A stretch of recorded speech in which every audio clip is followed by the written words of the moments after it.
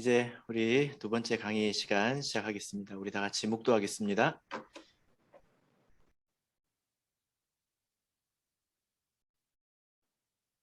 할렐루야, 아멘. 할렐루야, 예수 그리스도 이름으로 두 번째 강의 세상 문화에 대한 성경적 이해 시간 시작하도록 하겠습니다. 먼저 이렇게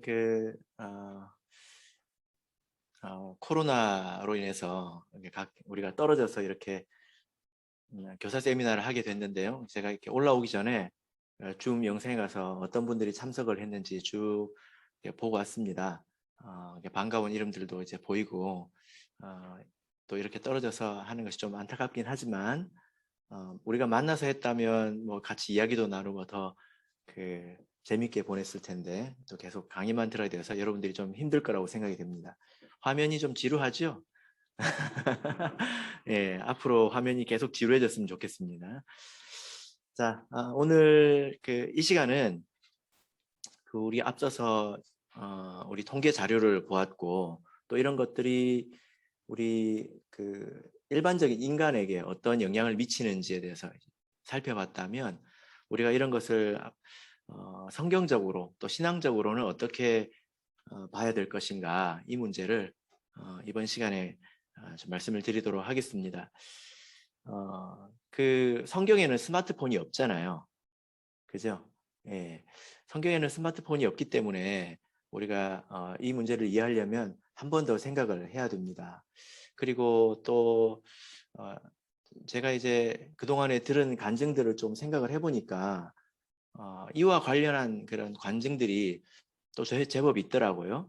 그래서 하나님께서 스마트폰에 관심이 많으시구나, 이런 생각을 하게 됐습니다. 그래서 간증도 몇 가지 좀 말씀을 드리려고 하는데요.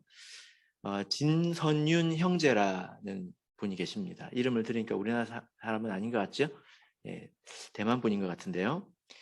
이 형제가 학생 시절에 구도자였습니다.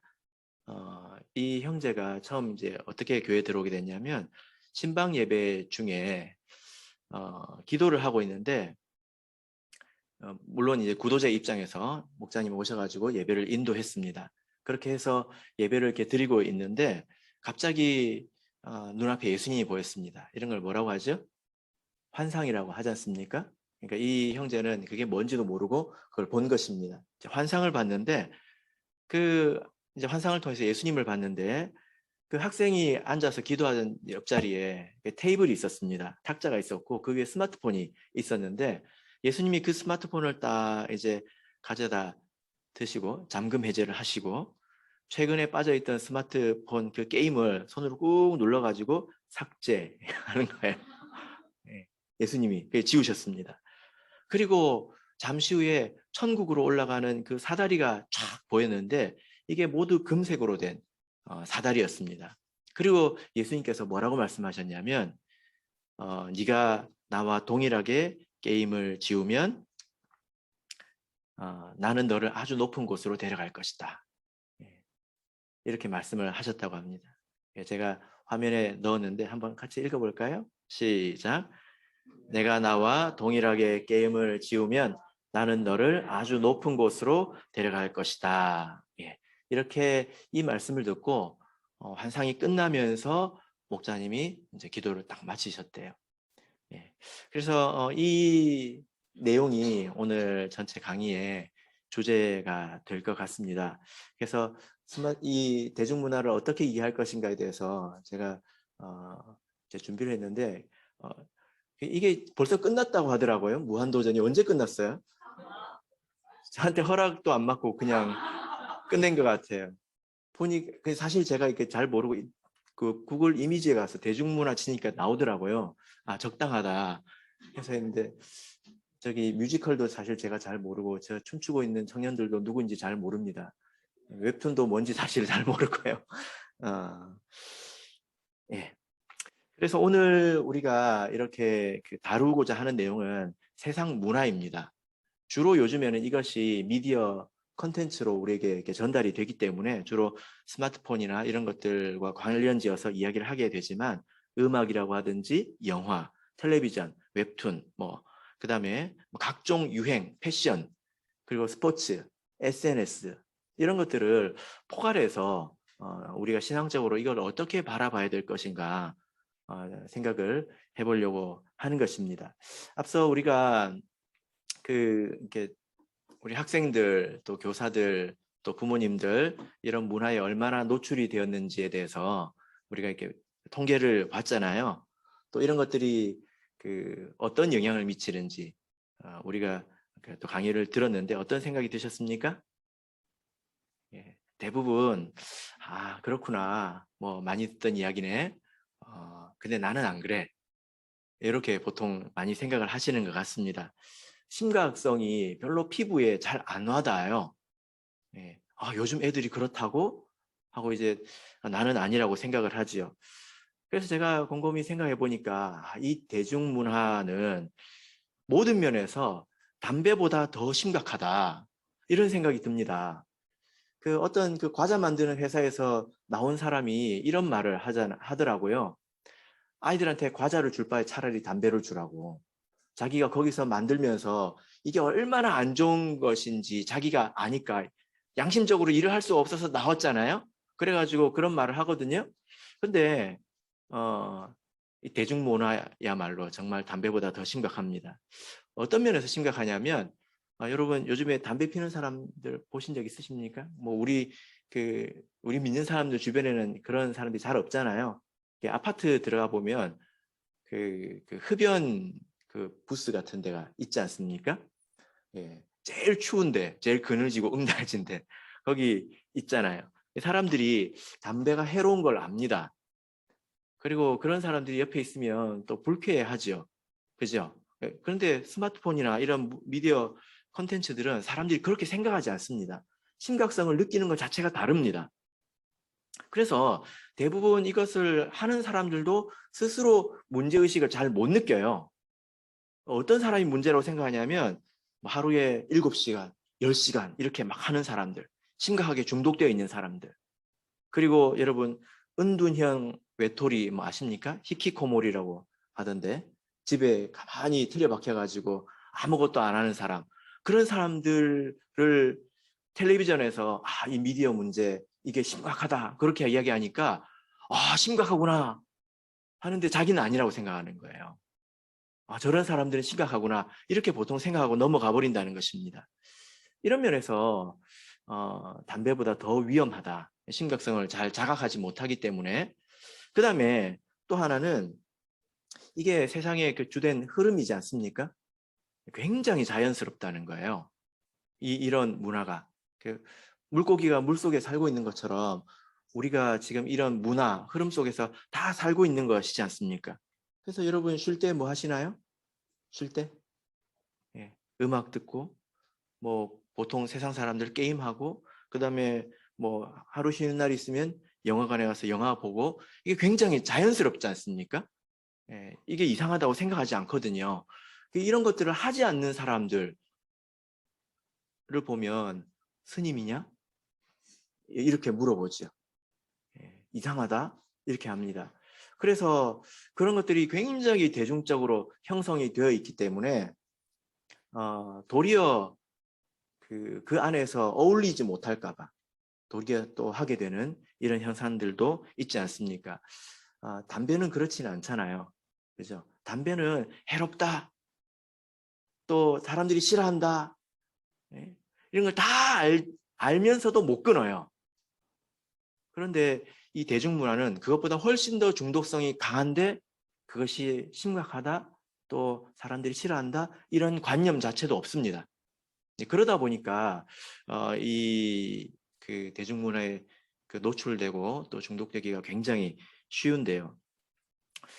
우리가 신앙적인 관점에서 또 일반 사람의 관점에서 정신적이거나 또 육체적인 관점에서 이것이 우리에게 얼마나 해로운 것인지를 안다면 우리가 하지 않을 거라고 저는 생각을 합니다.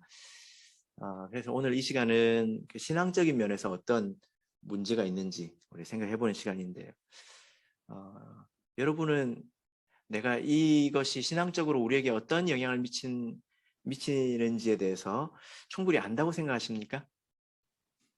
아니면 좀 막연하다고 생각하지 않으십니까? 예. 제가 종종 써먹는 이야기가 있는데 아는 것이 중요하다는 거예요. 죄의 문제에 있어서는 중독의 문제에 있어서는 아는 게 제일 중요합니다. 제가 종종 써먹는 이야기가 있는데 제가 이렇게 천안교회에서 있었던 일입니다. 거기서 그 이제 차도 종종 마시고 이제 다과도 하기 때문에 있었던 일인데요. 어느 날 제가 이렇게 빈 방에 들어가 보니까 그 방바닥에 과자가 하나 떨어져 있더라고요. 이제 아마 그게 꿀꽈배기였던 걸로 기억을 하는데 맛있잖아요. 그게 떨어져 있더라고요. 그래서 제가 먹었을까요? 안 먹었지요. 그걸 왜 먹습니까? 땅에 떨어져서 며칠을 있었는지 모르는데 먼지 속에서 막 구불러 댕기고 있었단 말이에요. 그래가지고 제가 그걸 딱 들어서 쓰레기통에 넣었어야 되는데 제가 뭘 하던 중이어가지고 그걸 테이블 위에 올려뒀습니다. 테이블 위에. 그래가지고 제가 뭘 하고 있는데 그때 마침 어떤 형제님이 들어오셔가지고 과자가 있네 하고 바로 입에 넣으시더라고요. 제가 안 돼요 하고 말하기 전에 예, 하고 있는데 입에 넣으시더라고요. 제가 아직까지 말씀을 못 드렸습니다. 사실은 그거 그분도 이 이야기를 들으셨을 텐데 바로 당신이라고 제가 아직까지 말씀을 못 드렸습니다. 그래서 제가 그걸 이렇게 그 일 후에 생각을 해봤습니다. 왜 저 사람은 먹고 나는 안 먹었을까? 그 이유가 무엇입니까? 예, 본 사람과 못 본 사람의 차이죠. 그죠? 사실 이게 결정적입니다. 아까 우리 개회 예배에서도 용준 목장님께서 말씀하셨는데 하나님의 영광을 본 사람과 보지 못한 사람은 차이가 있습니다. 그리고 이 세상의 문화가 얼마나 더러운 것인지, 신앙적으로 나에게 얼마나 해로운 것인지 이걸 본 사람과 보지 못한 사람은 결정적으로 다르다라는 거죠. 그래서 이것이 어떤 것인지 꼭 알게 되었으면 좋겠습니다. 이번 교사 세미나 때에 이번 이런 주제를 이렇게 배정을 했는데요. 그 이유는 뭐냐면은 아까 이제 강의 중에도 나왔지만 코로나 시대가 되면서 학생들이 집에 있는 시간이 길어졌잖아요. 그러면서 집에서 자연스럽게 뭐 합니까? 학교를 다니면 학교에서는 잘하지 못하지요. 그리고 또 학교 가는 시간도 있고 오는 시간도 있고 물리적으로 시간이 좀 제한이 되었었는데 이제는 안 그렇잖아요. 예. 제가 어느 날 신방을 갔는데 이른 양 신방을 갔는데 그 학생이 옆에서 거실에서 수업을 하고 있더라고요. 그 수업을 하고 있는데 한쪽에는 유튜브 띄워놓고 한쪽에는 수업 띄워놓고 이렇게 하고 있더라고요. 아, 저렇게 하는구나. 집에서도 잘 살펴봐야 되겠다. 이런 생각을 했습니다. 그래서 미디어를 사용하는 시간이 폭발적으로 늘어난 건 사실이죠. 그래서 이런 상황에서 우리 교회의 아이들은 어떻게 지내고 있을까? 궁금하기도 해서 설문조사를 했고 또 이런 것을 어떻게 다스려야 될까? 이제 고민을 같이 해 나가는 과정에서 이번 주제를 이렇게 배정을 했습니다. 제가 물어보니까 학교에 이런 치료 프로그램이 있대요. 근데 정말 심각한 상태의 경우에만 치료를 받을 수 있다고 하더라고요. 근데 우리의 기준은 거기에 있는 것은 아니지 않습니까? 그러면서 이제 설문 자료를 이렇게 봤는데 기초 자료를 봤죠. 사실 설문 여러분들께서도 다 하셨겠지만 객관적인 데이터를 얻고 싶어서 상세한 개인 정보는 저희가 교회 지역조차도 이제 받지 않았습니다. 예. 근데 뭐는 올라오냐면 몇 시에 답했는지는 올라오거든요. 새벽 2시에 답하면서 나는 평소에 1시간 해요. 이렇게. 그럼 새벽 1시에 일어나서 1시간 동안 무엇일까? 이건 좀 어떻게 이해해야 될까? 예, 이런 생각이 들었습니다. 또 거기서 답을 진실하다고 생각을 하고 그걸 기준으로 이제 생각을 해보면서 이제 문제 인식이 좀 이렇게 변하게 되었습니다. 몇 가지 이게 이런 문제구나 하고 구체적으로 이렇게 생각을 하게 됐는데 첫 번째는 이 문제가 굉장히 큰 문제라는 거예요. 예, 몇 마디 말로 해결될 문제가 아니라는 것입니다. 예, 그래서 아마 여러분들께서도 직접 내가 이런 습관 이런 것을 버리고 고치려고 하면 상당히 큰 힘이 필요하다고 느낄 거예요. 그래서 이번에 교사 세미나 하루로 이런 그 모든 것이 해결이 될까? 그럴 만큼 이게 간단한 문제는 아니다. 이런 그 문제의식을 하게 되었습니다. 또 한 가지는 조치할 수 있는 그런 장치, 범위, 방식이 굉장히 제한적이라는 거예요. 우리 미디어 같은 경우는 하루에 24시간 그리고 일주일 내내 노출되어 있는데 교회에서 또 할 수 있는 것은 굉장히 적극적으로 하자면 안식일에 제한하는 것, 그 정도겠죠. 그죠? 네. 이게 그 예전에 뭐 미국에서 금주령을 내린 것처럼 총회에서 이제 스마트폰 금지령 이런 거 내릴 수 있습니까? 네. 그런다고 해결이 될까요? 네. 그러니까 우리가 할 수 있는 것이 굉장히 제한적이라는 거예요. 이 사용에 대해서 우리가 뭘 할 수 있습니까? 어플을 다 깔아가지고 뭐 이제 검사를 할 수 있는 것도 아니고요. 그죠? 네. 또 그런 걸 두려워하지도 않을 것 같습니다. 네. 그리고 또 한 가지는 우리에게 정해진 답이 없는 것 같다. 이 미디어에 대해서 이걸 우리가 어떻게 인식해야 되나? 술 그러면 답이 있죠. 뭐예요? 담배 그럼 답이 있잖아요. 미디어 그러면 답이 있습니까? 이게 그 편차가 심하다는 거예요.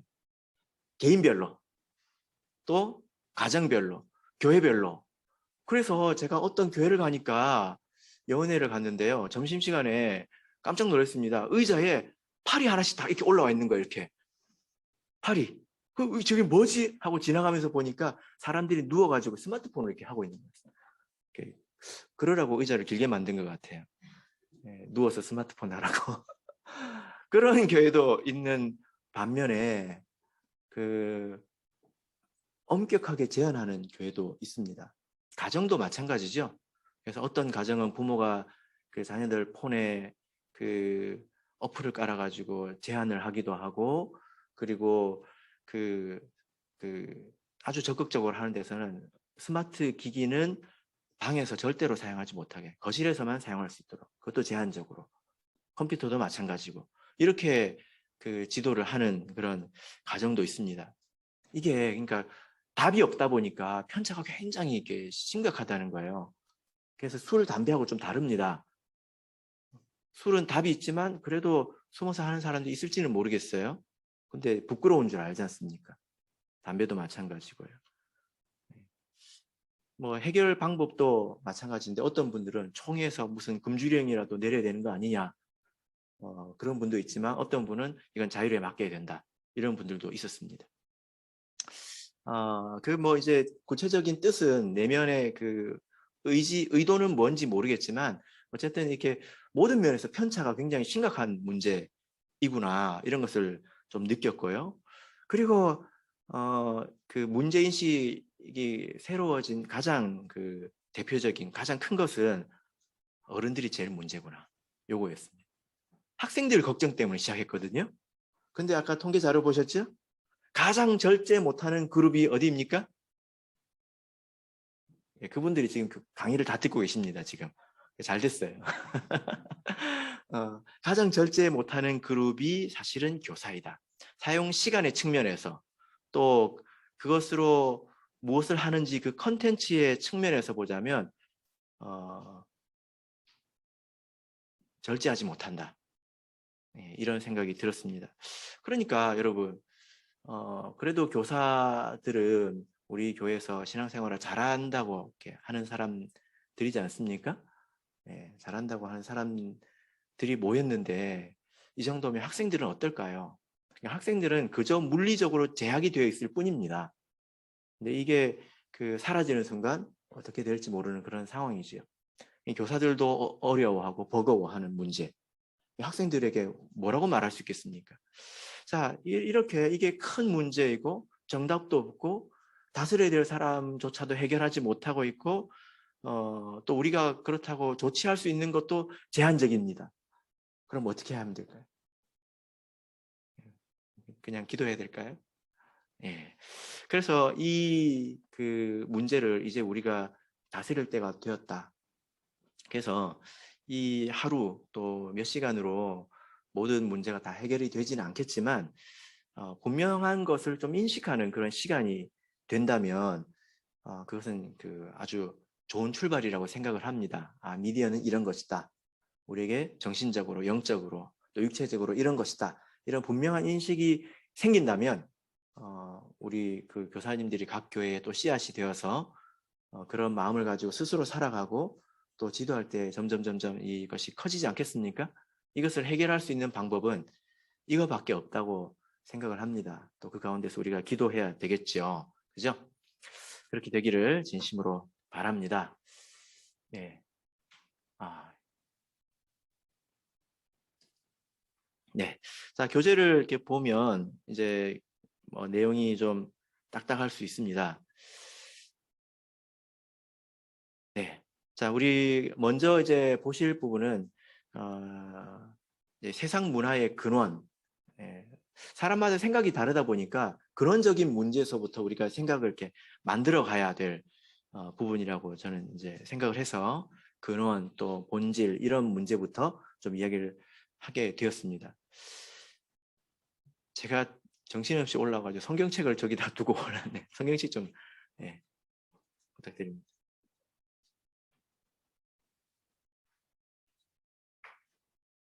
네, 그냥 아무거나 하나 주시죠.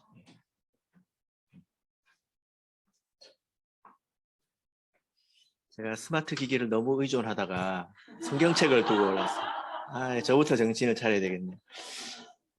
예. 사실 이 안에 성경책도 있잖아요. 그래서 제가 너무 긴장해서 그런 것으로 좀 알아주십시오. 긴장이 됩니다. 자, 우리 먼저 볼 것은 세상 문화의 근원인데요. 자, 창세기 4장을 보겠습니다. 창세기 4장 16절에서 24절을 보겠습니다. 자, 성경을 다 읽지는 않을 텐데요. 예. 자, 우리 16절부터 18절까지만 읽겠습니다. 16절에서 18절 읽겠습니다. 시작. 가인이 여호와의 앞을 떠나 에덴 동편 노 땅에 거하였더니 아내와 동침하니 그가 잉태하여 에녹을 낳은지라. 가인이 성을 쌓고 그 아들의 이름으로 성을 이름하여 에녹이라 하였더라. 에녹이 이랏을 낳고 이랏은 무야엘을 낳고 무야엘은 무드사엘을 낳았고 무드사엘은 라멕을 낳았더라. 예. 자, 여기 보면 16절부터 24절까지에는 뭐가 기록이 되어 있냐면 가인의 계보가 기록이 되어 있습니다. 그리고 5장을 가서 보시면 5장 1절에서는 아담의 자손의 계보가 이러하니라. 아담 자손의 계보가 있죠. 그래서 이 둘을 우리가 비교해 보면 차이점이 보입니다. 계보를 기록할 때 또 강조점이 보입니다. 이것은 무엇이 이 계보의 정체성인가? 이걸 보여주는 거거든요. 자, 16절 보면 가인이 여호와의 앞을 떠났다고 하고 있죠. 그래서 가인의 계보는 하나님을 떠난 사람들의 계보를 대표합니다. 그 안에서 무엇이 흐르느냐, 무엇이 그들의 정체성이고 무엇이 중요하냐 이것을 나타내고 5장에서는 아담은 죄인 아담이 아니라 세상에 있는 하나님의 자녀 아담이에요. 그래서 여기 보면 아담이 하나님의 형상대로 지음받았다 이 이야기를 다시 하고 있습니다. 그래서 5장에서는 하나님의 백성들의 계보를 이야기를 하고 있습니다. 그래서 이 둘을 비교를 해보면 달라요. 이름 이외의 것을 한번 여러분 보시길 바랍니다. 여기에는 이런 이야기가 있는데 여기에는 이런 이야기가 없고 이런 것들이 이제 있거든요. 그래서 가인의 계보, 하나님을 떠난 사람의 계보의 그 특징을 이렇게 보면 17절을 보면 여기서 자녀들에게 무엇을 물려줬다고 하고 있습니까? 성을 물려주었다. 이렇게 말하고 있죠. 그래서 여기서는 이 성이 내려오고 있는데 이 성은 영어로 하면 city입니다. city. 집 한 채가 아니고 어떤 그 거리가 아니고 도시 하나를 물려줬다고 하는 거예요. 그러니까 여기서 가인이라고 할 때 가인은 우리가 가지고 있는 이미지는 나쁜 동생을 쳐주긴 나쁜 사람 뭐 이렇게 생각하고 있지만 세상에서 아빠가 가인이라면 정말 좋은 거예요. 한번 생각해 보세요. 여러분 아버지가 빌 게이츠다. 갑자기 기분이 좋아지죠. 재산의 1%만 물려받아도 얼마입니까? 근데 여러분 아버지가 누구인데 여기 큰 도로에 있는 집을 한 줄만 쭉 다 물려줬다. 한번 생각해 보세요. 그중에 한 채만 줘도 고맙겠는데 한 줄을 다 물려줬다. 기분이 어때요?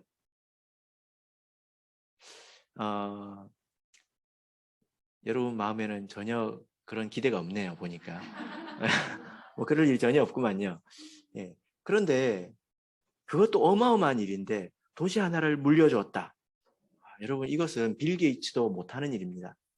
세상에서 가장 돈이 많은 사람이 지금 우리가 그 방송을 청주에서 하고 있는데 청주시를 살 수 있을까요? 그 빌 게이츠가 청주시 살 수 있을까요? 만수르? 요즘 부자는 누굽니까? 예, 만수르 다음에 억수르가 있다고 그러던데. 예. 죄송합니다. 10년 전 개그를 하고 있네요. 청주시 살 수 있을까요? 절대 못 삽니다. 계산을 해보면 압도적으로 살 수가 없습니다. 그러니까 이것은 지금 뭐냐면은 이 계보 속에서 흘러내려오는 것은 바로 돈이라는 것입니다. 그게 그들의 가치라는 거예요. 가치이고 그리고 그것이 그들의 정체성이라는 것입니다.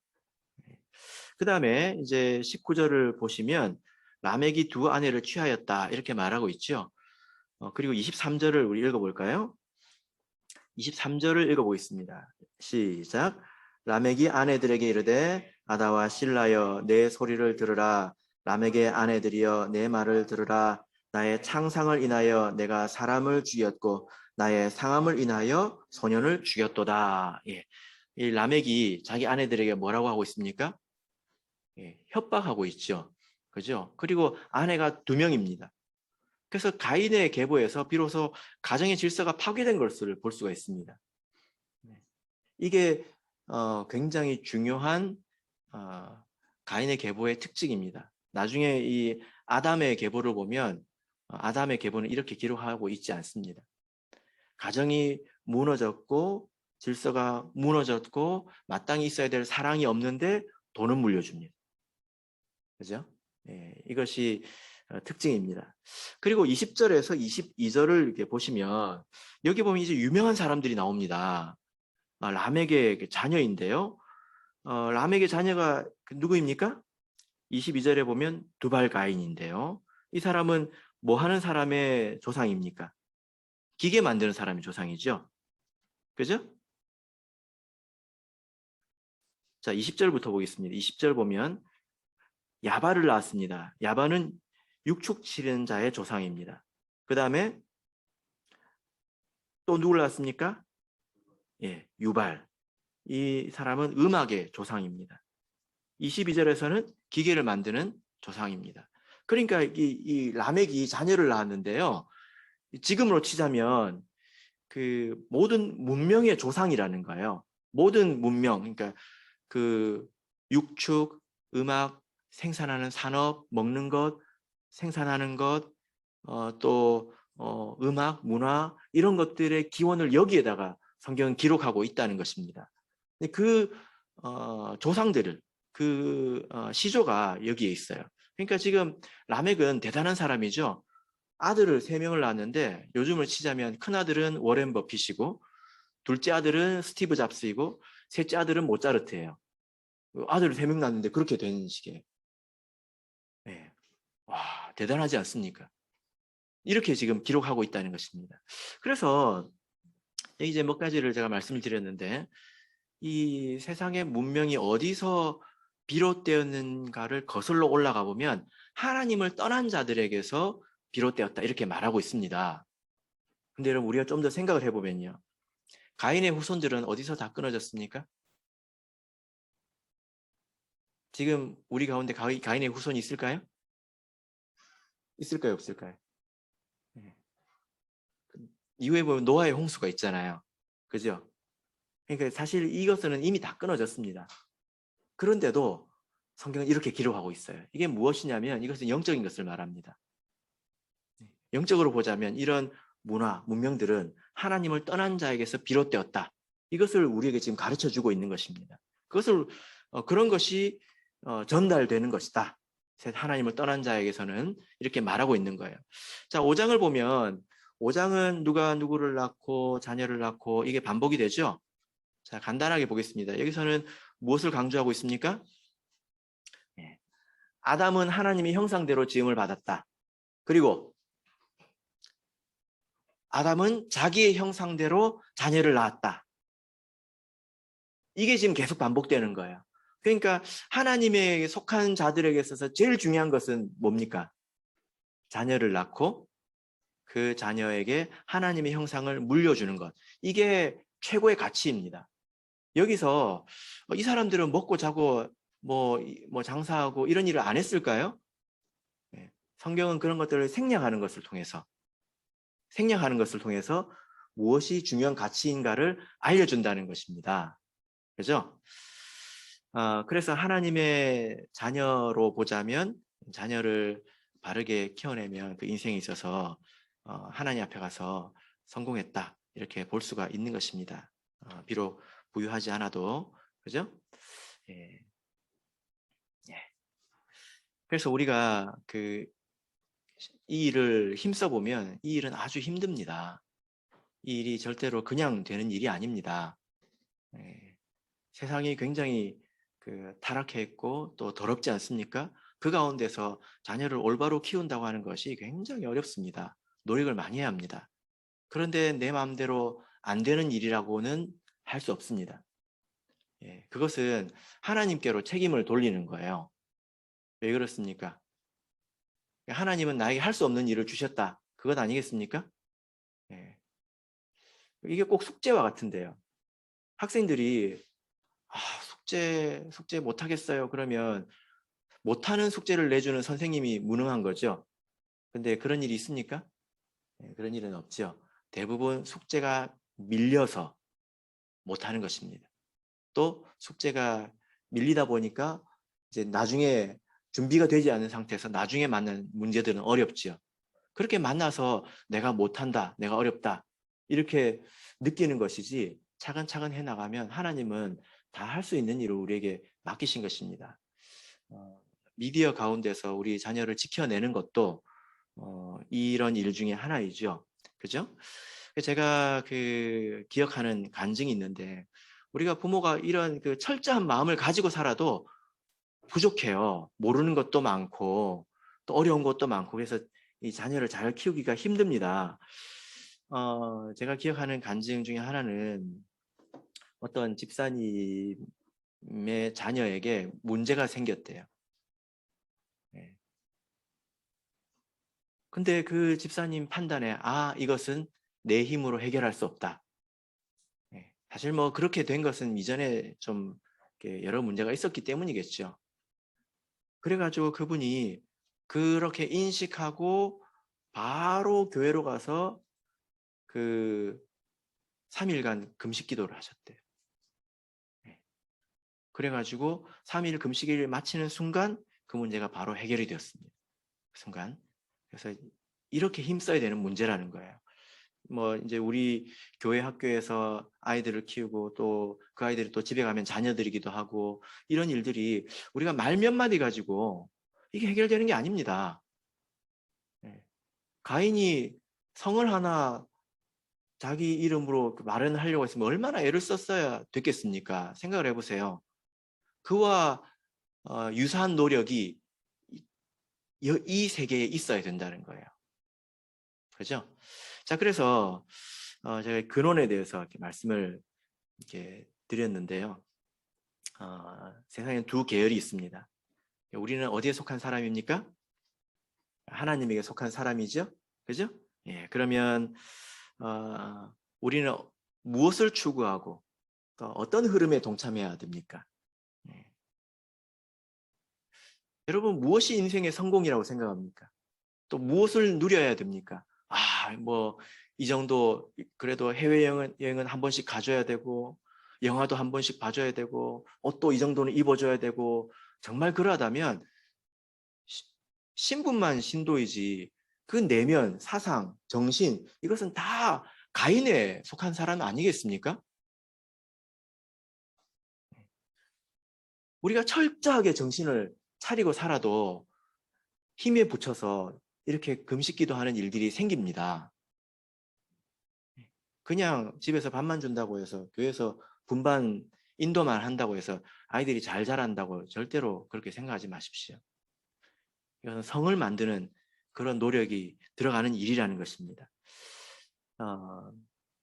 그래서 우리가 이 근원이 하나님을 떠난 자에게 다 있다. 세상 문화라고 하는 것이 또 그것이 그들의 트레이드 마크이다. 이 생각을 가지고 우리가 겉모습만 보고 그것을 추구하고 따라가고 사랑하고 매료되고 이런 일은 없어야 합니다. 자, 이제 그 두 번째 영적인 본질로 넘어가서 보자면 여러분 이런 의문이 있을 수 있습니다. 제가 반대의 입장에서 제가 질문을 하고 또 생각을 해봤거든요. 여러분 세상 문화에도 좋은 면이 있지 않습니까? 이게 다 사용하기 나름이지 않습니까? 저는 그걸로 그런 거 안 하는데요. 이렇게 말할 수 있습니다.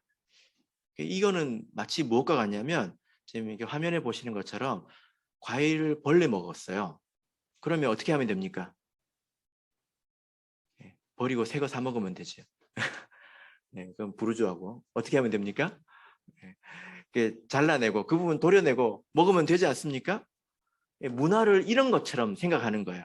이게 세상 문화는 더러운 거 있지. 근데 좋은 것도 많잖아? 잘라내고 이제 먹으면 되지 않을까? 이렇게 생각하는 것인데. 세상 문화는 과일보다는 마약에 가깝습니다. 여러분 똑같은 논리로 제가 이야기를 해볼게요. 여러분 마약 안 좋죠? 그죠? 마약도 근데 선용할 수 있는 거 아십니까? 아세요 모르세요?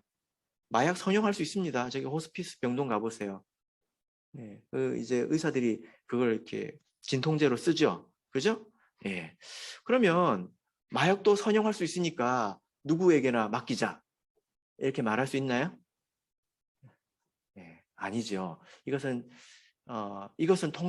통제하는 데는 그 고도의 그 자제력이 필요합니다. 그죠? 근데 마약이 모든 사람의 손에 있는 상황과 같은 거예요. 여러분 세상 문화도 여러분들께서 이미 아시지만 누구나 쉽게 사용할 수 있는 도구가 아닙니다. 솔직히 양심적으로 대답해 보세요. 예?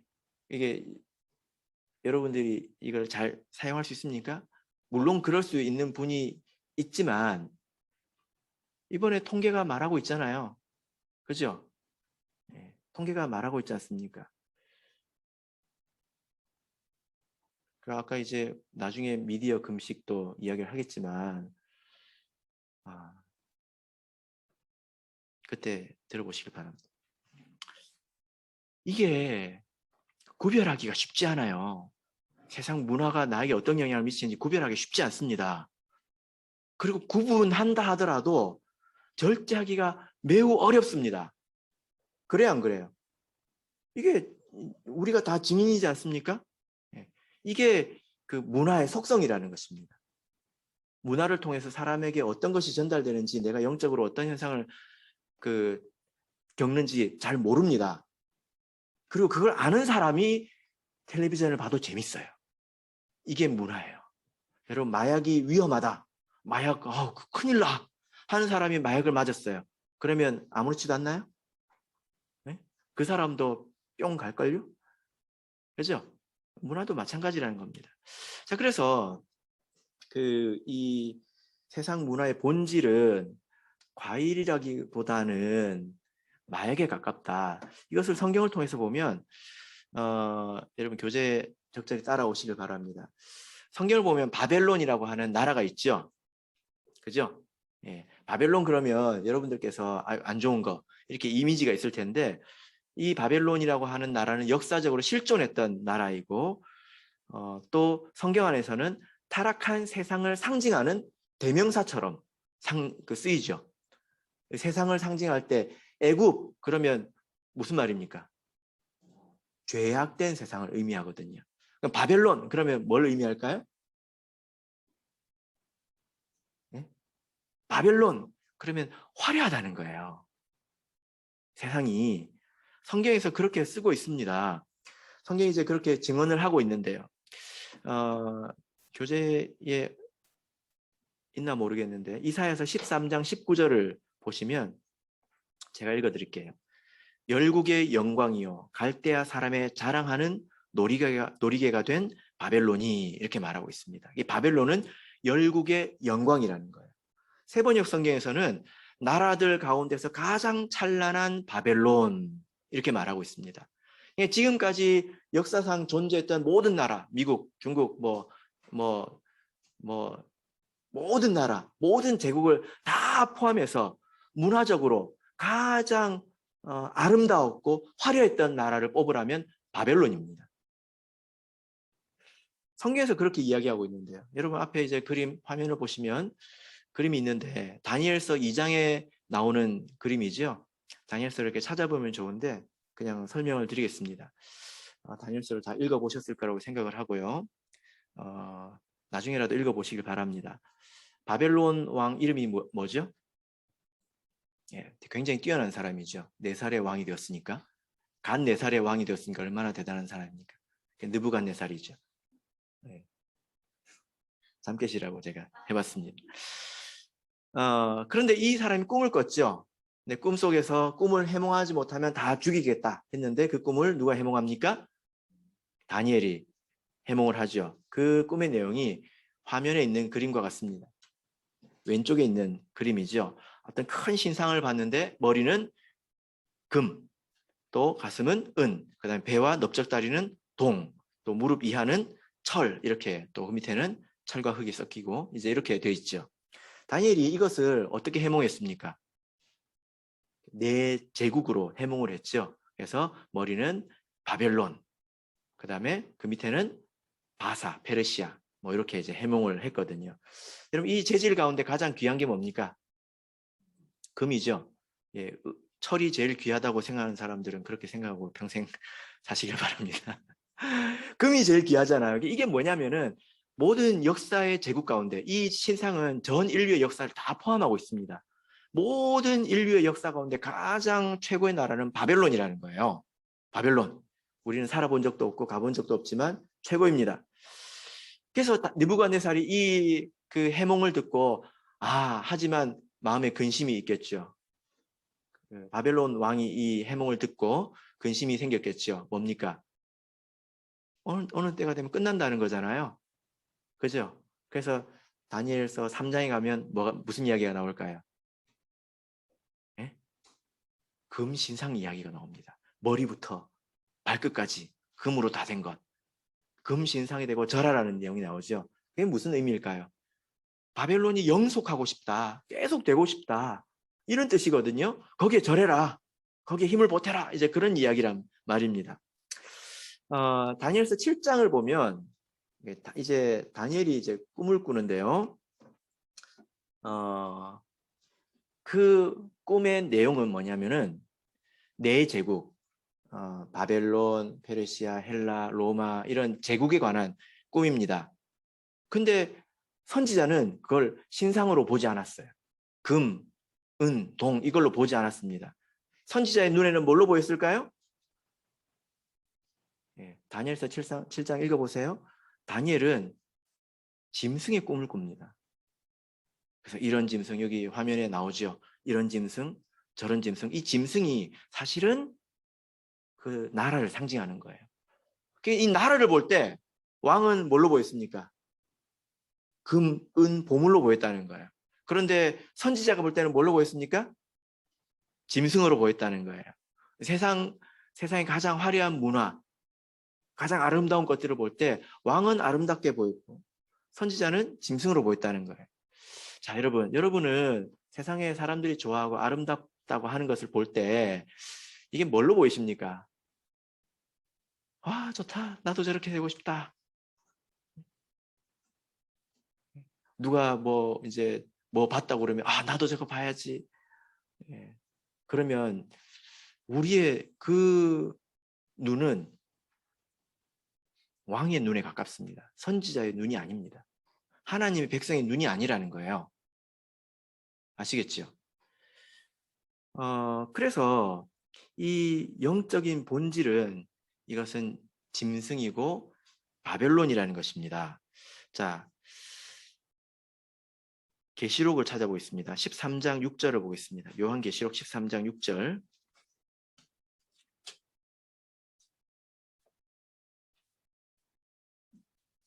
요한계시록 13장 6절.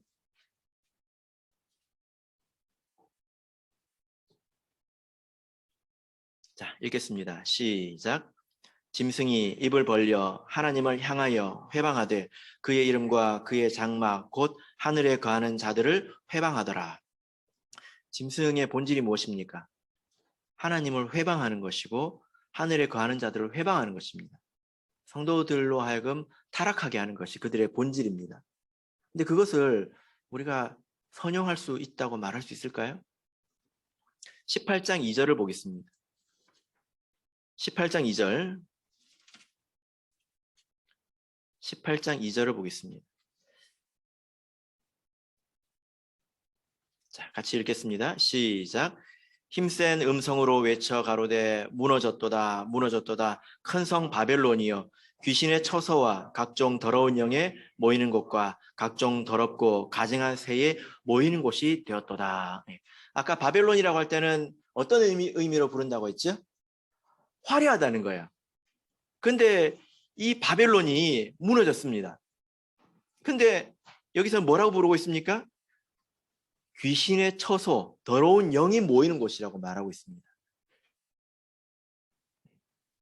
제가 운동을 이렇게 주로 이렇게 하는 곳에 라디오를 이렇게 틀어주는데요. 거기서 뭐 이제 여러 이제 뭐 음악 한다든지 이런 아티스트들이 와가지고 이렇게 이야기를 하잖아요. 근데 종종 들리는 게 귀신 본 이야기를 하더라고요. 뮤직비디오 찍으면서 귀신 본 이야기 그런 걸 어제도 제가 들었습니다. 그런 이야기를 하더라고요. 여기서 모이는 곳이라고 하는 것을 이제 원문으로 따져보면 이게 무적인 것 같습니다. 사단이 갇혀 있는 곳입니다. 바벨론은 바벨론으로 보여서는 안 됩니다. 그래서 우리 성도들이 사는 것을 보면 바벨론을 동경하는지 아니면 바벨론을 짐승으로 보고 있는지 사실 우리가 서로 다 알지 않습니까? 아, 저 사람은 바벨론에 되게 끌리는 사람이구나. 보지 못한다는 거예요.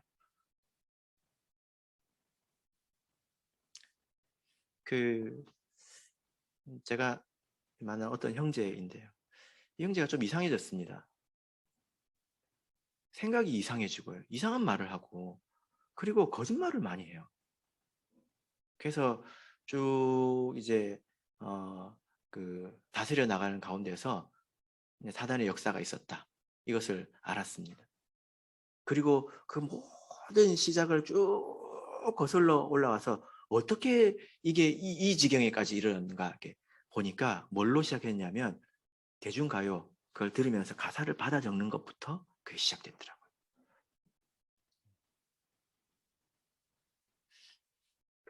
어떤 또 초신자 형제가 있는데요.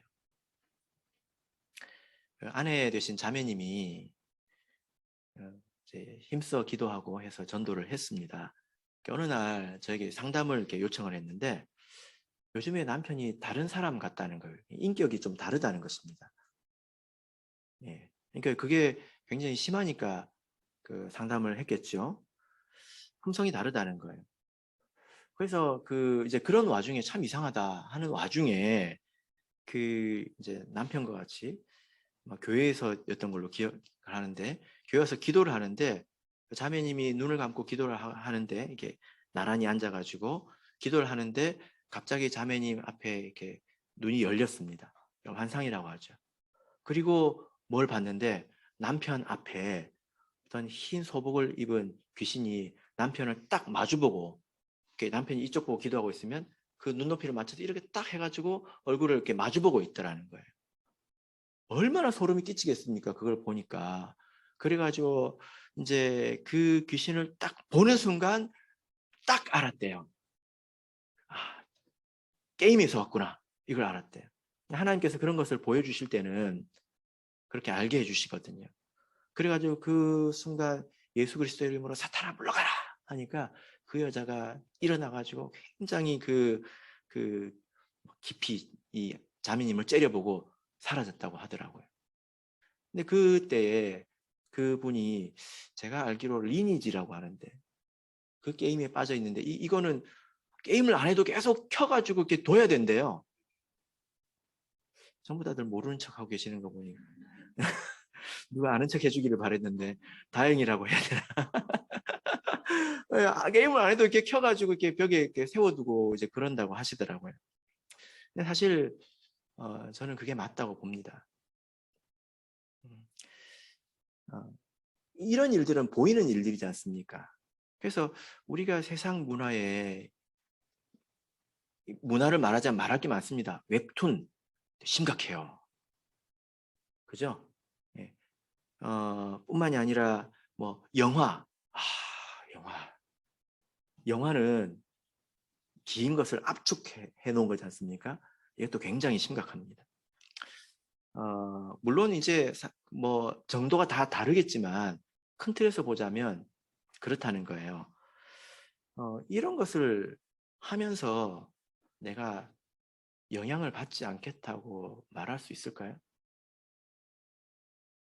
저도 영향을 받는 걸 느끼거든요. 네. 근데 그 웹툰을 보고 인터넷하고 그 뭐 이제 그런 것들을 이렇게 즐겨 보고 듣고 하면서 영향을 안 받을 거라고 생각을 하면 제가 모르고 있는 거예요. 이런 영향이 다 있습니다.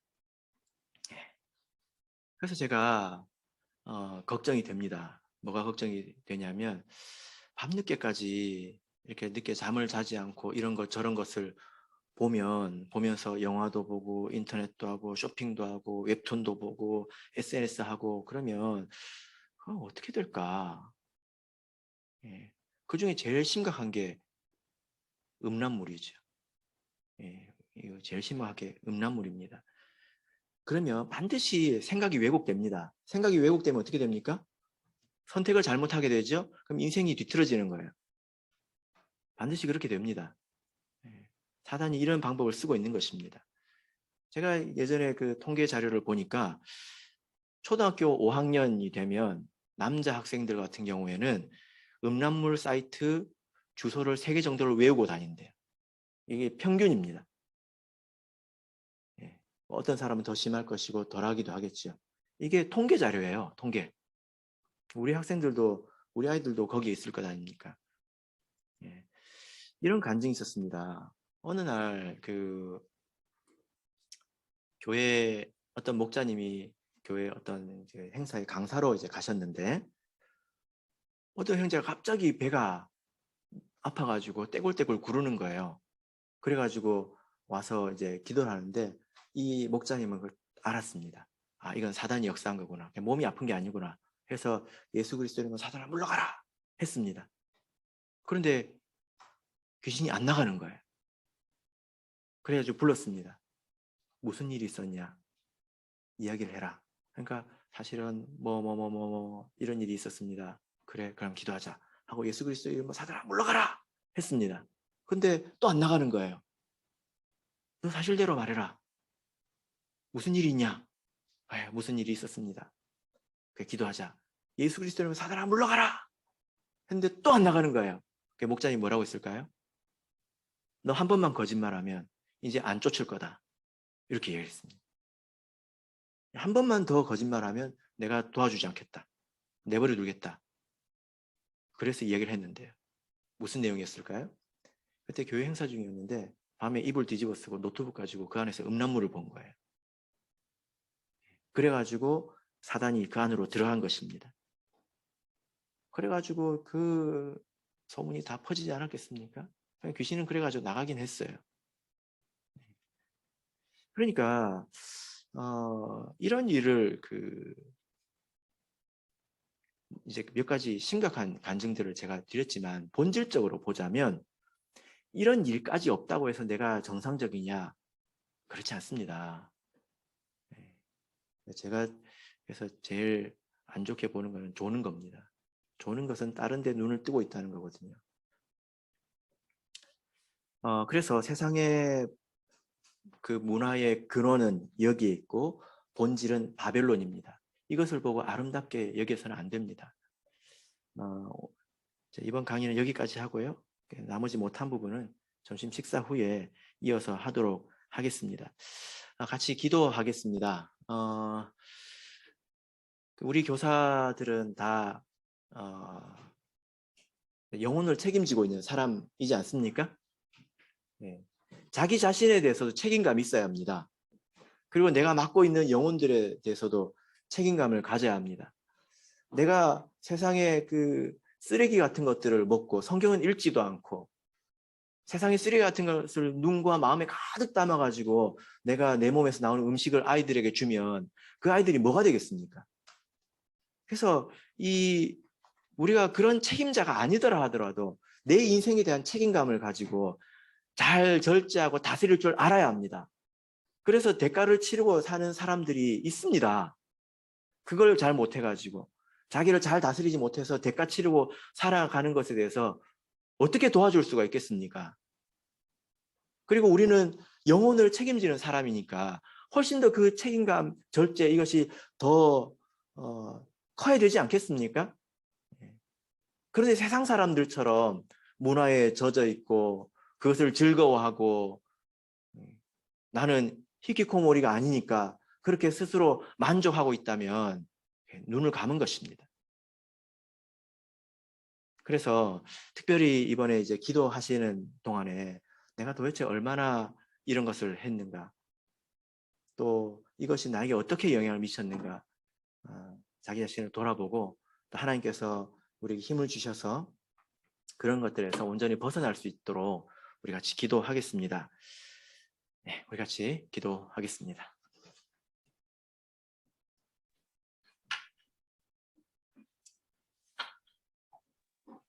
기도하실 때 그 스피커 음량을 다 켜주시고요. 우리 같이 줌으로 참석하시는 분들도 켜주시고 기도하겠습니다. 기도하겠습니다. 할렐루야. 예수 그리스도 이름으로 기도드리옵나이다 주시는 듯한 선명한 메시지를 이제 받았다는 것입니다. 근데 그 내용이 뭐였냐면 나는 마녀가 싫다 이거였습니다. 나는 마녀가 싫다. 이게 그걸 듣고 그분이 깜짝 놀랐어요. 왜 그러냐면 사실 그분이 그때 그 드라마를 정주행 중이었는데 이게 마녀에 관한 착한 마녀 같은 그런 프로그램이었습니다. 우리나라 보면 도깨비 이런 그 아시죠? 모른 척 하지 마세요. 도깨비. 도깨비 이런 거. 뭐 착한 사람인데 뭐 도깨비이고 뭐 저승사자고 마귀고 이런 거예요. 근데 그분이 그걸 정주행 중이었다는 거예요. 그 하나님이 그렇게 나는 마녀가 싫다 했을 때 이분이 그 이야기를 듣고 너무 놀란 거예요. 하나님이 이걸 싫어하시나? 하고 그때 회개 기도를 했습니다. 그리고 나서 아주 희한한 성령의 충만이 자기 마음속으로 이렇게 들어오면서 자기 마음에서 기쁨이 넘치는데 이것이 자기 일생의 환상을 보고 또 귀신을 쫓아내고 뭐 이런 모든 것 중에 첫 번째 간증이라는 거예요. 왜냐하면은 그때 너무 마음속에 기쁨이 넘쳐가지고 성령 충만이 회복이 된 거예요.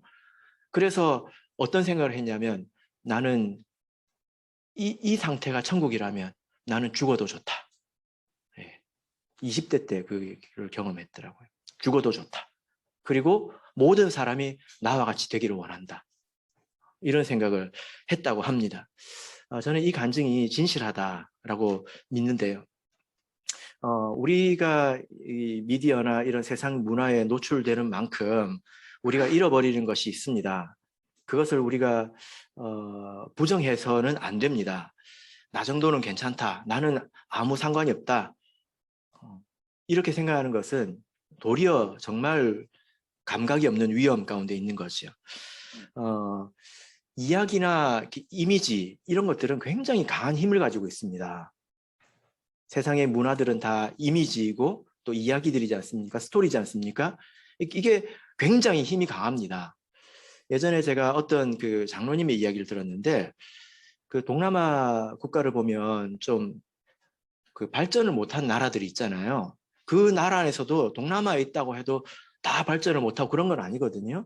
유난히 발전을 못하는 어떤 나라에서 나라를 좀 새롭게 좀 해야 되겠다. 이게 왜 우리나라만 이러냐 해가지고 한국에 자문을 좀 구했나 봅니다. 그래서 그 이제 멤버로 이제 가신 것 같더라고요. 가서 보니까 이게 시스템의 문제가 아니래요. 그냥 시스템이 또 교육이 뭐 이런 게 문제가 아니라 가서 보니까 사람들 생각이 이상하더래요. 사람들이 어떻게 저렇게 생각을 하지? 여러분들도 외국 가서 외국인들하고 대화를 해보면 같은 인간이 맞나? 하고 굉장히 다른 걸 느낄 텐데 그래서 그 팀에서 자문한 첫 번째가 뭐냐면 교과서에서 이상한 이야기 빼라는 겁니다. 교과서에 보면 예를 들어 저기 우리나라에도 보면 뭐 곰하고 호랑이가 마늘 먹은 이야기 그런 게 있잖아요.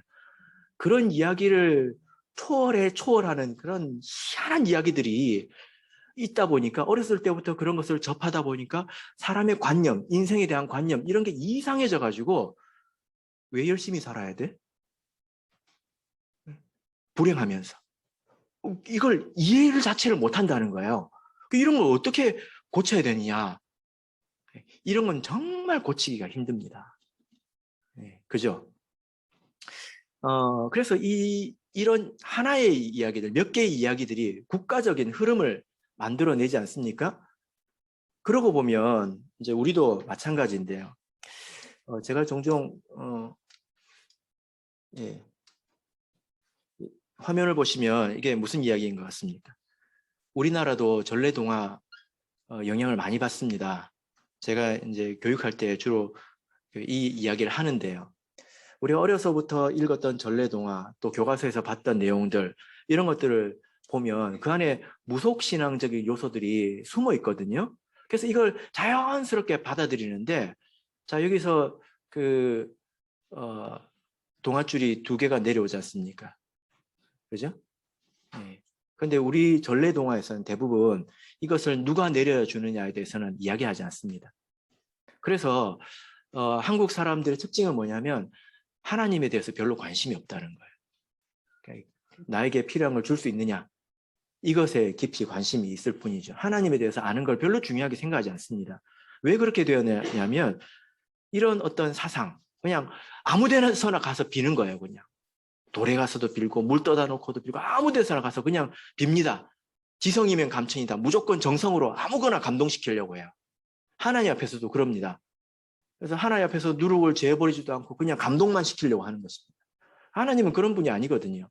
그러니까 이런 그 이야기들을 통해서 내 그 생각, 이면에 있는 잠재의식, 그 밑에 있는 그런 사고의 바탕까지도 영향을 미쳐버리기 때문에 지금 이런 이야기보다 훨씬 더 많은 미디어를 접하지 않습니까?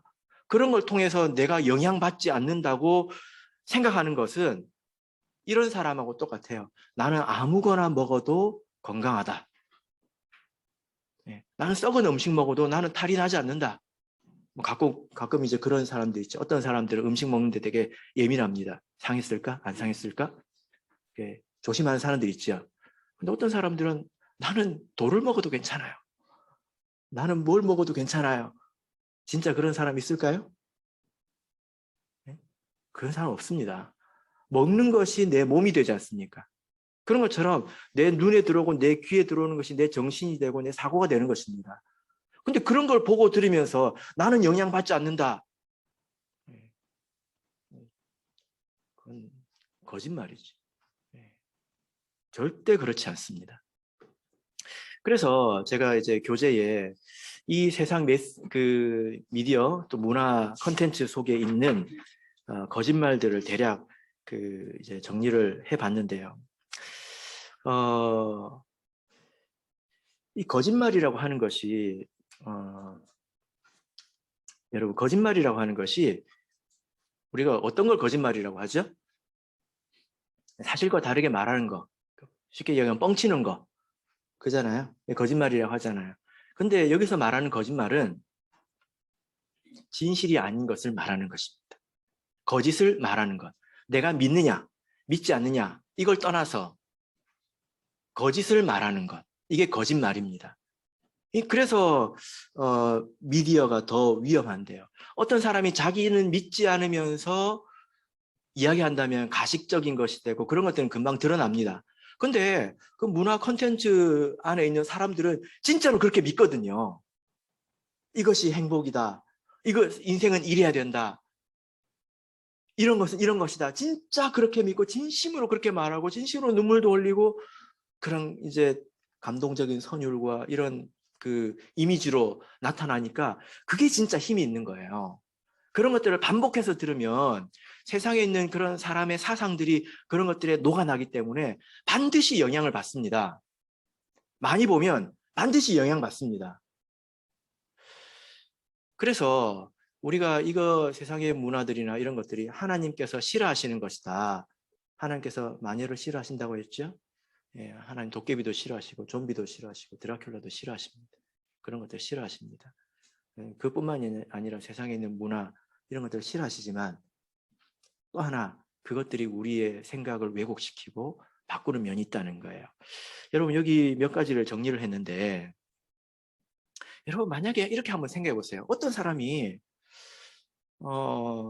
하나님에 대해서 하나님은 우리를 무조건 사랑하신다. 이런 생각을 가졌다면 이게 신앙적으로 봤을 때 얼마나 위험한 겁니까? 그죠? 예. 근데 그런 그 영상 이런 것 속에 그런 메시지가 다 녹아 있습니다. 음식을 먹어보면 소금이 안 보이잖아요. 근데 다 들어있지 않습니까? 그런 것처럼 이런저런 나쁜 생각들이 다 들어있습니다. 근데 신기한 것은 그런 것을 알고 봐도 재밌다는 거예요. 다른 사람이 죄 짓는 것을 보고 웃는 모습을 하나님이 기뻐하실까요? 이런 생각이 듭니다. 여기 이 부분을 한번 보시기 바랍니다. 인생에 대해서 그 문화 세상 문화에서는 뭐라고 말합니까? 세상에서는 뭐라고 말합니까? 우리가 하고 싶은 일을 정하고 그것을 위해서 최선을 다하는 인생이 아름다운 인생이고 그것을 위해서 희생하는 사람이 칭찬받을 자격이 있고 우리는 그렇게 살 자유가 있다는 것입니다. 그죠? 그래서 세상 보면 다 그렇게 열심히 땀 흘리는 이야기들 그래서 그걸 칭송하지 않습니까? 그렇지 않습니까? 예. 근데 인생이 정말 그런 것이다. 그렇게 해야 인생이고 만약에 그렇지 않고 내가 하나님 안에서 사는 것이 속박된 것이다. 나는 자유를 잃어버렸다. 난 내 권리를 잃어버렸다. 이렇게 느끼는 순간 신앙생활이 재미있을까요? 네.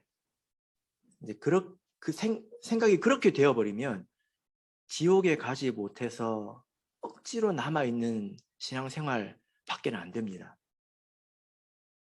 그렇지 않겠습니까? 나가지도 못해요. 왜? 나가면 하나님이 있다는 것은 알고 심판하신다는 걸 알기 때문에 나가지도 못해요. 네.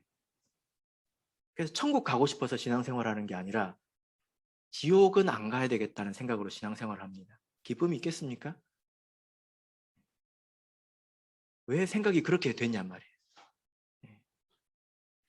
그래서 텔레비전을 저도 이제 어쩌다가 뭐 그 텔레비전 뭐 그런 프로그램을 이렇게 보면 행복에 대한 이미지가 우리 믿는 사람과 너무 다릅니다. 예. 소비가 행복이죠. 그 사람들은. 그죠? 그래서 능력이 있는 만큼 누리는 것이 최대한 누리는 것이 인생의 행복이다. 너희들도 나처럼 해라. 나처럼 열심히 해서 나처럼 되라. 내가 운만 좋았는 줄 아냐. 나도 열심히 했다. 너희들도 나처럼 해라. 이게 메시지 아닙니까? 근데 그걸 보고 즐거워하고 웃고 부러워하고 자기 스스로를 불행하게 생각하고 나도 저래야지 하고 막 동기부여 받고 하나님 보시기에 절대 그런 것이 아름답지도 않고요.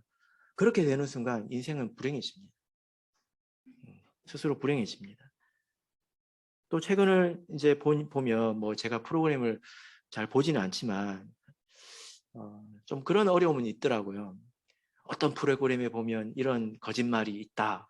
그랬으면 좋겠는데 무슨 프로그램이 무한도전이 아직도 하는 줄 알았으니까 제가 뭐 말할 수 있는 게 없는데 최근에 그 대략게 좀 보니까 이혼, 독신 이런 프로그램이 많더라고요. 결혼 이 주제로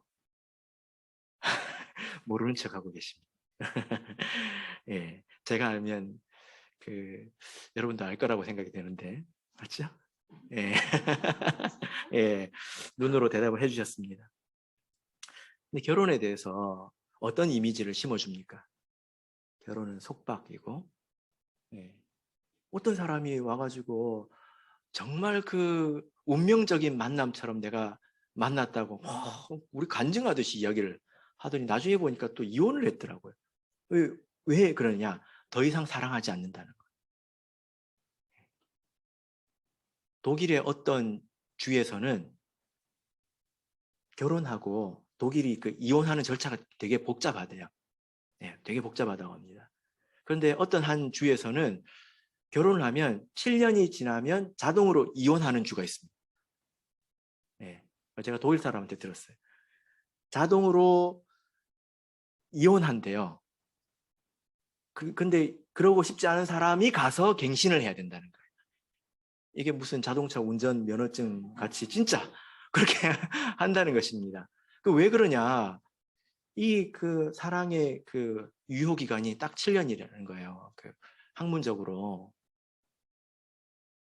이런 것들이 세상의 사상이 반영된 것이지 않겠습니까? 만약에 우리가 이런 생각을 가지고 있다면 우리 아까 아담의 계보에서 본 것처럼 하나님의 형상을 물려주는 것을 최고의 사명으로 생각하고 거기에 희생하고 살아가겠냔 말입니다. 예. 자식이 내 인생을 좀먹는 그런 것에 불과한 거죠. 그러니까 결혼도 안 하려고 하고 그런 거죠. 결혼은 사실 일입니다. 물론 그 안에 행복이 있지만 일에 가깝죠. 이런 것들이 한번 우리 마음속에 스며들었다. 한번 생각을 해보십시오. 이런 것들은 정말 고쳐 나가기가 어렵습니다. 생각 밑에 깔려 있는 생각이기 때문에 정말 고쳐 나가기가 어렵습니다. 오랜 세월 반복된 이미지와 이야기를 통해서 형성된 것이지 않겠습니까? 그래서 제가 이제 아이들을 키우면서 뭐 동화책 읽어달라고 오잖아요. 그러면 제가 대충 내용을 알지 않습니까? 어느 순간 이거 말고 다른 거 가져와봐. 가져오고 이거 말고 다른 거 가져와봐. 이제 제가 그러고 있더라고요. 이게 우리의 어려움이죠. 우리가 이 문화 속에 있으면서 그러면 우리가 여기서 어떻게 살 것이냐? 그럼 세상을 떠나라는 말이냐? 그런 질문을 하시는 분들이 있을 텐데요. 실제 우리가 여기서 무엇을 어떻게 할 것이냐? 이것을 생각하기 이전에 원칙적이고 원론적인 답을 먼저 알고 있어야 합니다. 그게 중요합니다. 예. 그래서 내가 그러면 이 세상에서 내가 산속으로 들어가라는 말이냐? 그래서 우린 세상 문화를 접할 수밖에 없다. 또 받아들일 수밖에 없다. 그렇게 사는 것이 이상하지 않다. 이렇게 결론을 짓는다면 그건 순서가 잘못된 것입니다. 세상은 바벨론이고 우리는 그것을 짐승으로 봐야 합니다. 자, 교재 그 다음 이어서 보면 뭐 이분도 좀 생각해 볼 만한 부분이지만 이것이 딜레마이죠. 우리의 삶은 대부분 문화적인 요소와 결부되어 있습니다. 이런 세상에서 우리는 어떻게 살아야 될 것인가? 여기에는 이제 정답은 없지만 이것으로 좀 답을 할 수 있지 않나 이런 생각이 됩니다. 예를 들면 극단적으로 이렇게 제가 반대 입장에서 따지는 입장에서 저를 이렇게 대화를 해본다면 예를 들어 이제 패션이 문제라면 우리는 의류 회사에 다니면 안 되는 걸까요?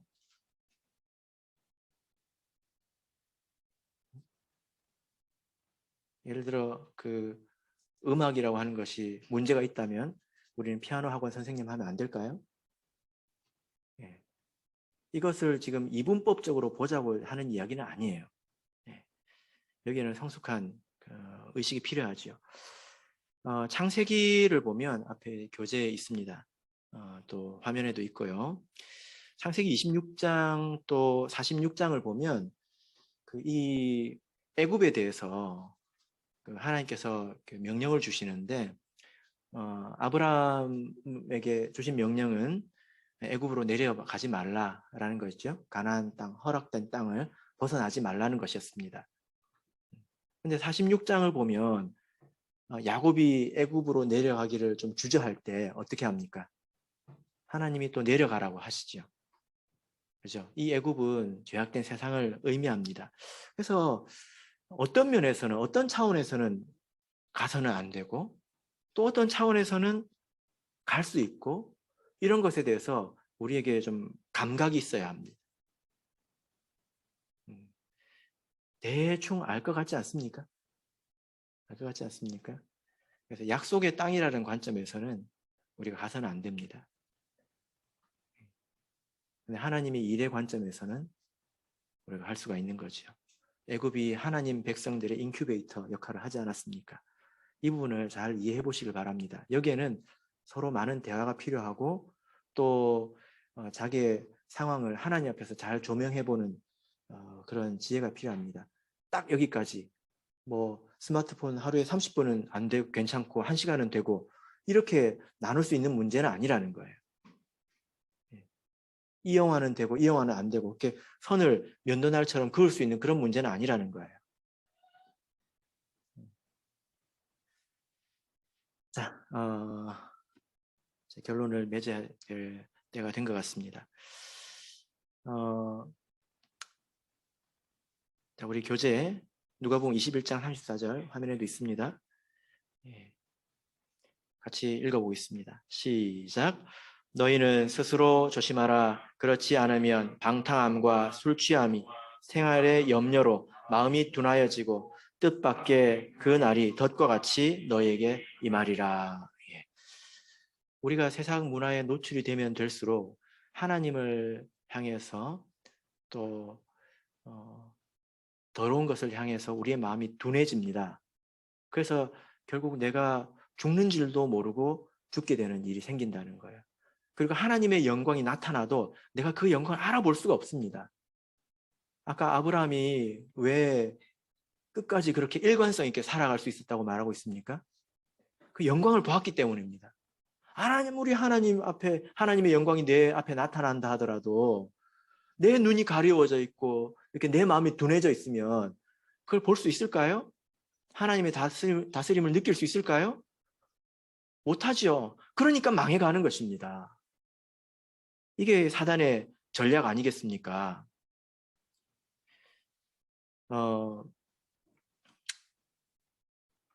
어떤 형제님이 꿈을 꿨습니다.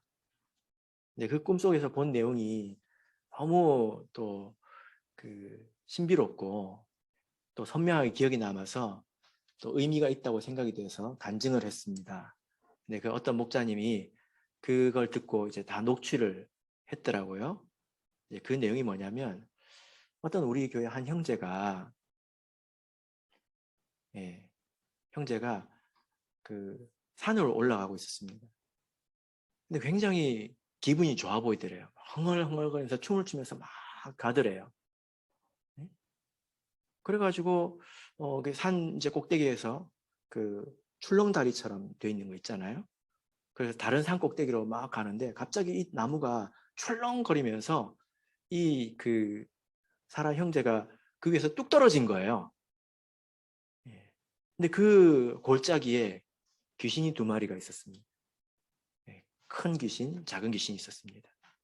근데 그 2마리의 귀신이 와가지고 뭐라고 이제 먹을 게 생겼으니까 잡아먹으러 왔어요.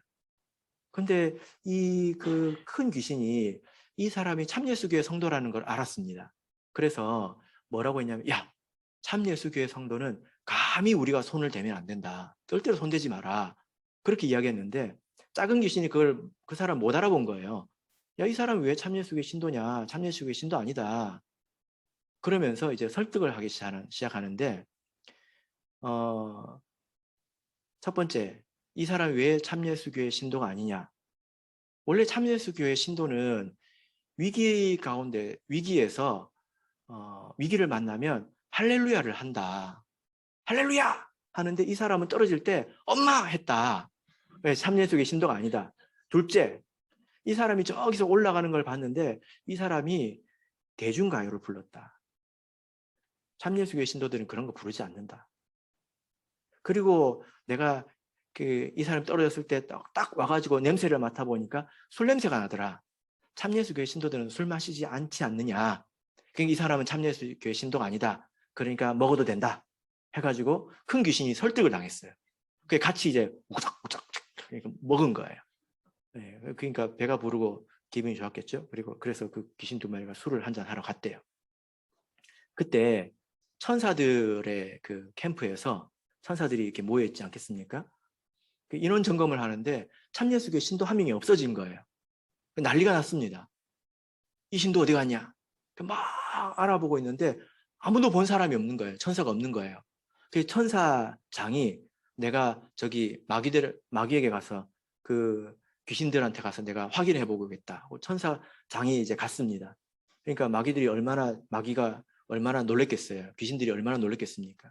가서 이제 물어본 거예요. 야, 너희들 우리 신도 혹시 봤냐? 못 봤다. 우리는 참예수교회 신도는 건들지 않는다.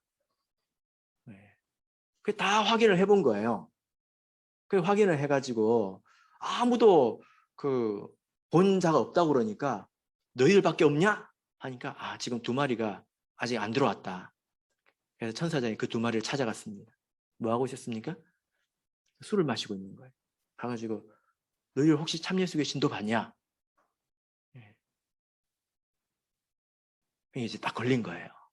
그래가지고 이 천사가 왜 그 사람을 그랬냐? 하니까 우린 절대 몰랐다. 그 작은 귀신이 뭐라고 말했을까요? 첫째, 위기 가운데서 이 사람이 할렐루야 하지 않았다. 하나님을 부르지 않았다. 두 번째,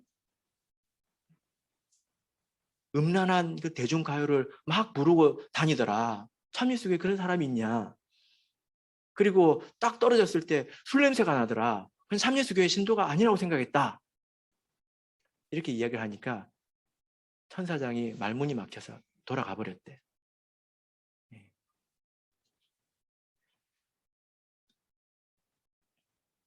좀 의미 있는 이야기라고 생각되지 않습니까? 하나님의 백성은 하나님 백성답게 살아야 합니다. 그래야 하나님의 도우심을 받고 보호를 받습니다.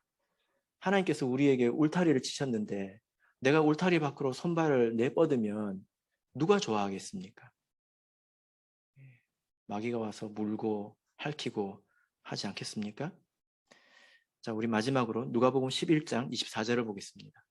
교재에 있네요. 자, 읽겠습니다. 시작. 더러운 귀신이 사람에게서 나갔을 때에 물이 없는 곳으로 다니며 쉬기를 구하되 얻지 못하고 이에 가로되 내가 나온 내 집으로 돌아가리라 하고. 더러운 귀신이 물 없는 곳으로 다니며 쉬려고 했는데 구하지 못했다라고 말하고 있습니다. 물 없는 곳은 광야이죠. 그죠? 우리의 인생이 광야와 같아야 된다는 거예요. 광야에는 뭐가 있습니까? 만나가 있죠. 그죠? 이것이 세상의 즐거움을 추구하는 사람들에게는 박한 식물로 보일 것입니다. 우리가 세상의 케이크를 좋아하면 달콤하고 아름다운 데코레이션 이런 것들을 좋아하면 우리가 광야에 사는 게 아니지요. 우리가 광야에 살 때에 귀신들이 또 사단이 우리 가운데 발을 디딜 수가 없는 것입니다. 우리가 세상을 좋아하면 나도 모르게 점령당합니다. 바라옵기는 이번 그 교사 세미나 일정을 통해서 이 세상 문화가 우리에게 어떤 영향을 미치는지 더욱더 분명하게 알아서 결단하게 되기를 바랍니다. 우리 스스로에게 또 우리 아이들에게 책임감이 있어야 된다고 했죠. 제가 뭐 몇 가지 이야기를 이렇게 들었는데요. 만약에 내가 스마트폰을 또 그걸 통해서 세상 문화를 즐기고 있다면 회개해야 합니다. 회개해야 마땅한 문제입니다. 그것은 무책임한 행동이기 때문에 그렇죠. 이것이 이해가 되십니까? 네. 그래서 우리가 할 수 있다면 내가 지금 이해하고 있는 선에서 최대한 줄여야 합니다. 그리고 끊어야 합니다. 결국에는. 근데 이것은 내 신앙의 성장과 같이 가는 거죠. 제가 요즘 나이 드신 성도님들을 보면서 좀 안타까움을 느끼는데 요즘 나이 드신 성도님들이 트로트를 너무 좋아해요. 요즘에 그 트로트 많이 보는 거 아시죠? 트로트 뭐 그 대세잖아요. 이분들이 자기 시간이 비잖아요. 그걸 채우지를 못하는 거예요. 신령한 것으로. 채우지를 못하는 거예요. 근데 이것도 하지 마라, 저것도 하지 마라. 그럼 나보고 뭐 하라는 거냐? 이게 비극입니다. 그래서 우리는 어떻게 되어야 될까요? 여러 시간을 신령한 것으로 채울 때 기뻐할 수 있는 사람이 되어야 되겠다. 이런 생각이 듭니다. 바라옵기는 이 탁한 세상에서 더러운 것들을 분별하시고 이겨내시는 또 저희 여러분 되시기를 예수 그리스도 이름으로 축복합니다.